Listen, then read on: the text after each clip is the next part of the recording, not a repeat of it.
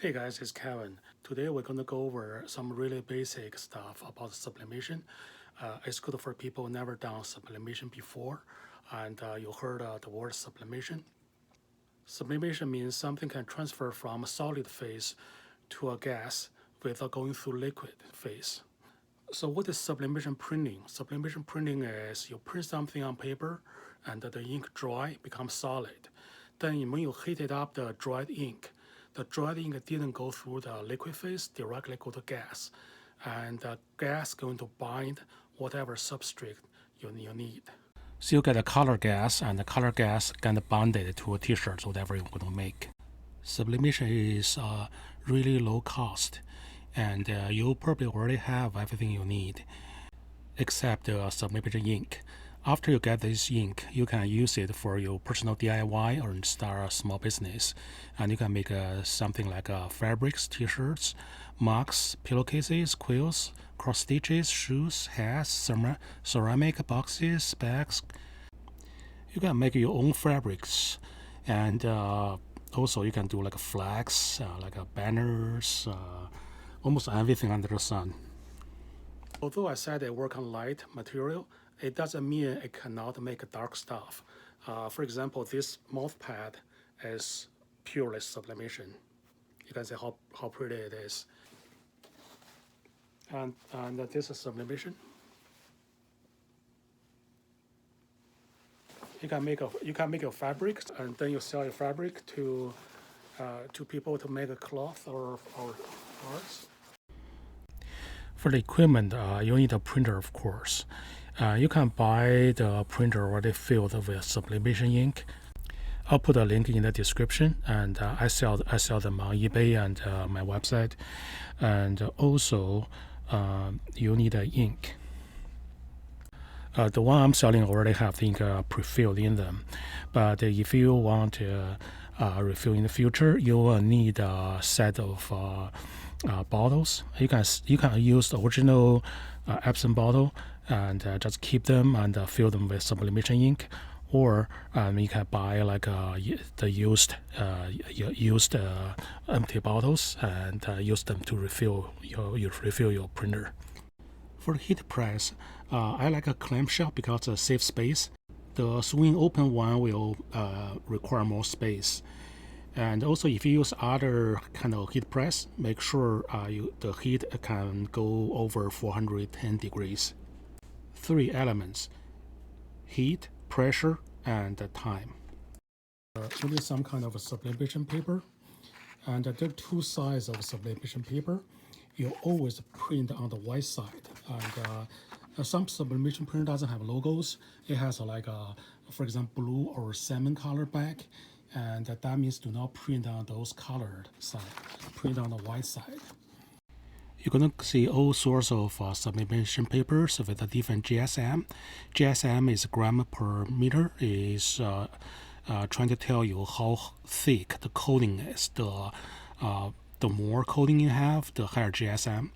Higher GSM doesn't mean it's better. It just feel that way because it takes more money to make it. If you find you transfer is a kind of powdery because you're using too high of GSM. Personally, I like 100 GSM. I just feel it's a perfect balance of everything. And it's cheaper. Can I use regular paper for the transfer? Yes, you can. That's weird, right? So why do I need the sublimation transfer paper? Okay, so when you print the paper before the ink dry, regular paper, the ink will be sucked into the paper, right? So it bonds with the paper. And then when you transfer, there are lots of pigments. Their inside paper will not be transferred. That's why the sublimation paper has a special coating that affects GSM. Okay, that coating going to prevent the ink get into the paper, so you'll have a better transfer rate. And regular paper will not have the best transfer rate, and the image is kind of pale and dull. However, if you just want to whip off a couple of t-shirts for your family reunion, go ahead, try it. Okay, let's do it. We're going to use this regular eco tank, which is filled with Epsom ink, and we're going to convert it into sublimation. You go to BCH Technologies.com and you go to Sublimation and Sublimation printer. And this is the printer that we converted. Basically, we take the old Epson ink out and we put the Sublimation ink in and do a test. But if you already have an eco tank, let me show you how to get it done. Here's Epson's ink refilling port, and this port only receives ink from bottles with specially designed nozzles. Therefore, you may want to save your old Epson bottles and put sublimation ink into those bottles for refill. Easy Ink already have those special built-in nozzles, so it's easier for those automatic refilling machines. And also has syringes and needles, those invaluable for refilling other kind of dye sublimation printers. So basically, you have one kit that can refill those kind of automatic EcoTank type of printers, and also you have syringe and needles that you can refill the traditional cartridge type of printers. To use the ink, just remove the plastic cap, and here's a closer look of the special nozzle. So you lift the tab and you put this ink upside down and stick on the printer and it start refilling. Before doing that, we need to remove the old ink. Unplug your printer, push the print head to your right, and then rotate this gear, rotate counterclockwise 3 times, which will free the print head. Remove the screw and take off the protective cover. Now take out the accessory bag and put the gloves on. Those are called dampers. On the top of the damper, you're going to see a tab. Just push it in and they can remove the damper. And it's very important that now you have to lift up all those tabs and open the refill port. And take out the accessory bag from the ink package. And now use the syringe in the accessory bag. You can start drawing ink out. And you can either save it or just discard the ink.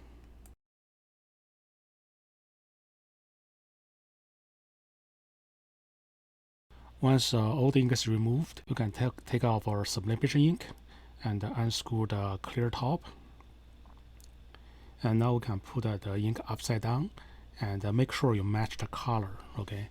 So you put it upside down and stick on the printer. And give a straight down push and secure it. You're going to hear the noise of like somebody drinking water. And then you can see the ink level in the black tank rises. You can see how this automatic refill nozzle make it much easier. But sometimes you just get the ink won't go in at all. So what I do is first I tap on the top a little bit, and then I try to reseat it, lift it up, and insert it with a different angle. And finally what I'll try is I'm trying to squeeze it a little bit, like this. Okay, one more time. Remove, reinsert, and squeeze it a little bit. I guess now it's working. After convert the printer and go to maintenance and clean printhead and clean your printhead 3 times. If you have missing lines, that's normal after you convert it. Leave the printer alone for a couple hours, come back and do another cleaning, and you can see now it's perfect. And make sure you have a perfect nozzle check before printing. Okay, give me 1 more minute and listen to this. You will be better than 95% of people. Here's the sublimation process. So we get a higher temperature and we have a higher percentage of color transferred. Okay, that makes sense, right? If we get a temperature or time too high, and it's going to decrease, it's going to fade out. So you get a sort of like a peak of colors. So you can see it's pretty easy for us to find the best temperature for the colors. However, for the black is not only one color, it's a group of colors. I make 15 colors, 7 colors, 5 colors, they put together as black. So how can I find that sweet spot or sweet region for the transfer? So let me ask you, are you making a logo or are you making a picture? If you make a picture, it's really easy. We can just ignore all the colors, only focus on black. you have a logo that you have to have all the colors spot on, exactly on, but you only get 2-3 colors. And I have another whole video for it. But this one, we're going to focus on the images or graphs. We'll just ignore the CMY. Let me remove it. And we only focus on black. You can say in this region, we select this narrow region for the black to be optimum. There are two reasons doing this. One is the human eyes, we're looking for contrast. So if a bigger contrast, we feel the image is sharper. So when you have the black right, correct, and you kind of ignored all the color if they're a little bit off. And the second reason is the CMY, they are more tolerant, so they are not as picky as black. So if I get a black correct, and all the other colors just fall into place. So we'll Google and find a CMYK picture. It's on the one of the Wikipedia page, so we can download to my computer. And right click and see more options and print. Select your printer and set a paper type to be premium presentation matte. And quality will be high. We're going to print 35 pictures a sheet, and we change the number of a picture to 70. That will print 2 sheets. Now click options, printer properties. You can change the size to A4 if I have A4 papers. So have paper type right, quality is high, and now go to the more options. I like to uncheck the high speed. And then you want to check the mirror image. Now click the maintenance, and in the maintenance click extend settings, and you can see here you can change the ink density. It's okay to be 0 right now, but if you feel your ink is kind of thin and you want a more like like a thicker color, and you can change it to like a 10-20%. Click print, and you need to keep a journal. For fabrics, you can we're going to set a time be 45 seconds, and we're going to try 3 temperature levels. The heat press usually has like a setting button. You click on it. First one is temperature, so you go up and down. Press the setting again. It will ask you how many seconds you want to do, and we do 45. And press the setting again. It asks you if you want to show Fahrenheit or Celsius. And press setting again. It go back to normal. And also you want to do this at a well-ventilated place. I like to put some papers underneath and above the transfer. I do an empty transfer just to heat up the bottom of the plan. You need to do this calibration for every new material that you're going to transfer. Okay, for color and the thicker materials, we put the material underneath on the bottom. Then we flip the transfer paper, and we put the transfer paper on top of the material. And this is offset when we transfer the metals. And we get our first temperature setting sample out. We usually do long and low temperature for metal, and for the soft materials, we normally do high temperature and short.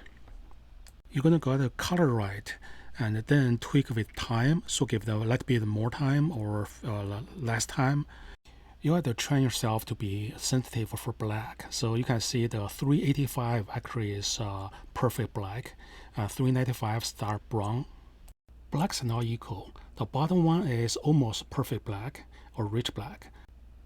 Middle one is a poor black, and then this one is a brownish, darker brown. Once you can tell blacks apart, your world gonna change. And now the one you just think is perfect black is not black anymore. Okay, so to start, you can get a color checker, and it will help you to set on the black. And you can see over 385 is almost perfect, and this one kind of a little bit off.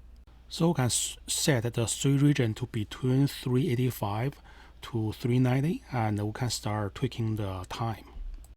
Now I take my favorite graphic software out, Photoshop, and you can just use a Windows Draw Pen or something, anything you want. So I'll whip off a sock design. If you don't know how to do it, you can just Google the sock templates. There are lots of people selling templates online. This is called a sock jig. I like the wider ones. Otherwise, if you have narrow ones, it look perfect, but when you wear it, it's going to stretch, and then you're going to show lots of white part. And I'll massage it a little bit, push it to the center. And in this way, when you flip to the other side, the color gonna merge into each other. So we're transferring thicker material. So the socks go to bottom. Then we put the transfer paper on it. If you have a heat-resistant tape, you can put that tape to tape the thing together, and so it won't move when you press it down. And then we put a piece of paper on top and press. And we get one side of the sock down. And you can see how much the color went over, and because we massage it. So now we massage again, and so you're gonna get the experience how much you need to massage color up, so you don't have a white line in the middle. And then just transfer the other side. Now we have a sock. Oh, it's hot. Let's give it a try. You can see it has a lot of white lines because I use a narrow jig. So if you don't have the white line, you stretch image horizontally a little bit, then you have a fatter jig. This is the only jig I have right now. And second example, we're going to transform a metal. So let's just whip off a business card. For metal, you're going to use long time, lower temperature. So we're going to use a 360 Fahrenheit and 90 seconds. For metal, I'm going to put the transfer paper on the bottom, just opposite to the fabrics. And then I put the metal on top of the paper, so that'll be easier to line up. When you remove the metal without a tape, very important is you can try to separate the transfer paper as quick as possible. Otherwise, you're going to get a double ghost image. And the other side. You can see how quick I shake it off and remove the transfer paper. Here's my personalized metal business card, and made within 10 minutes. I just whip it off for the demo. And so how good it is, and how black is this black. To check it, you have to do two experiments before you give to somebody or sell to somebody. One is indoors, and you're going to see at a different angle and see how the color change according to angle. And this one look pretty good. Next thing to do is bring the outside, look under the sun. There are many people get embarrassed when they sell somebody, they think it's black, and then the person wear the jacket or like a t-shirt outdoors and it changes color. Anyway, see, black. And you're still not convinced? Okay, we're going to whip off the final test. How can it be richer and deeper than your standard? How can it be more black than black? Yeah, you're comparing different materials. So there's limitation when you print on paper. Okay, beauty is beauty, no matter how you test it. I hope you enjoyed this video. Visit us at www.bchtechnologies.com or locally at Greensboro, North Carolina. Cheers.